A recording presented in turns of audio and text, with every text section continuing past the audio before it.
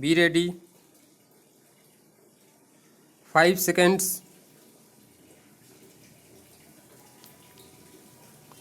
Start.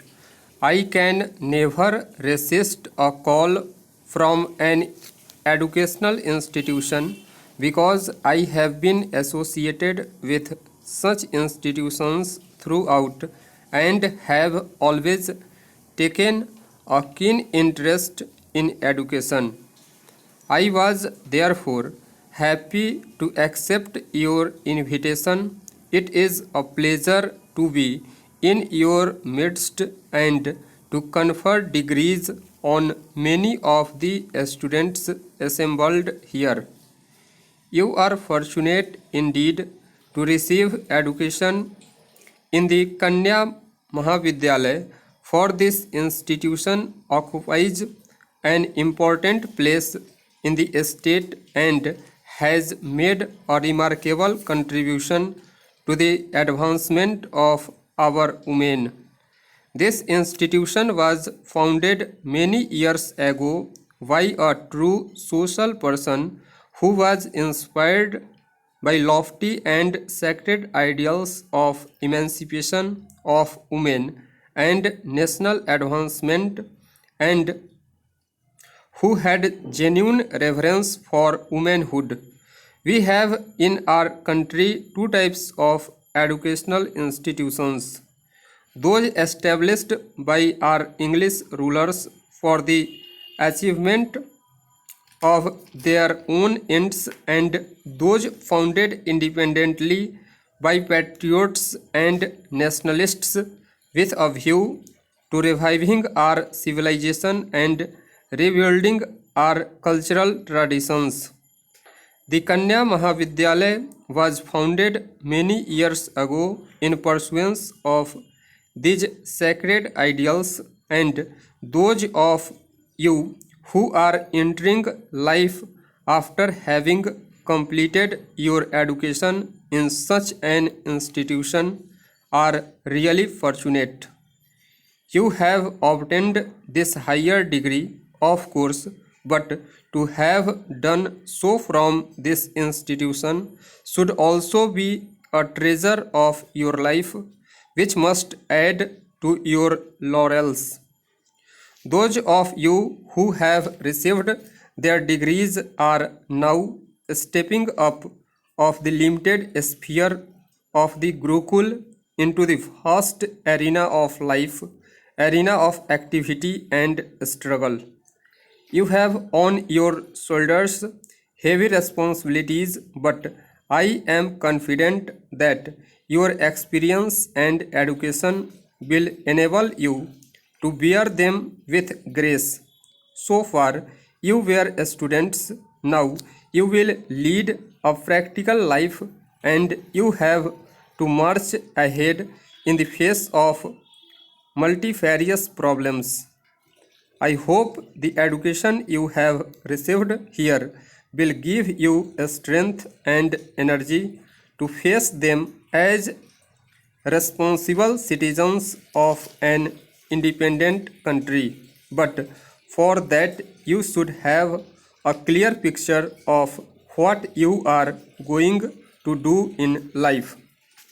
I believe you all know that women occupied a position of great importance and dignity in ancient India, that they played an invaluable role in domestic and social life and made a splendid contribution to an all round development of society. But by virtue of their ingenuity, intellect, and sacrifice, I am saying all this to bring home to you that the woman is an incarnation of divinity, a sustainer, a creative energy which conduces to the growth and welfare of human society.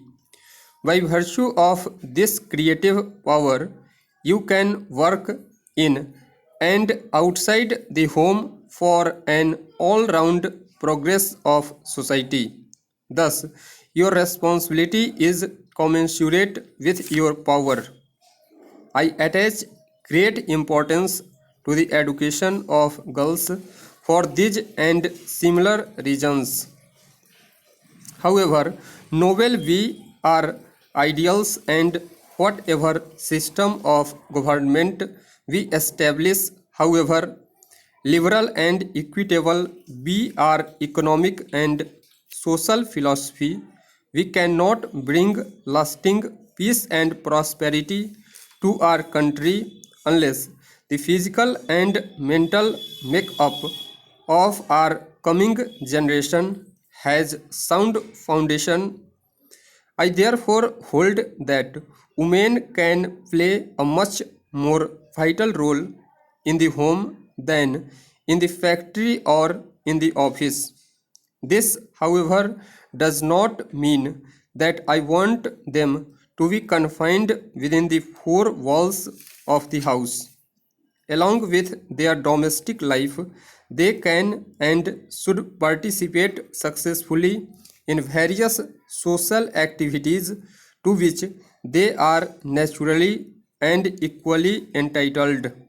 But real freedom and liberty only mean that the woman employs all her faculties not only for her individual development but also for the total development of the society, leading ultimately to the welfare of humanity at large, wherein it included her individual self also.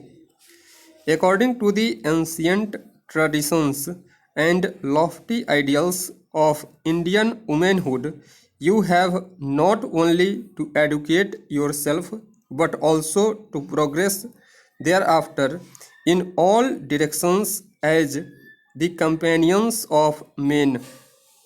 After freedom, now you have also to play your part in the work of national reconstruction. This is possible only when we amend our present system of education to suit our purpose. Here also, our country is faced with conflicting ideologies.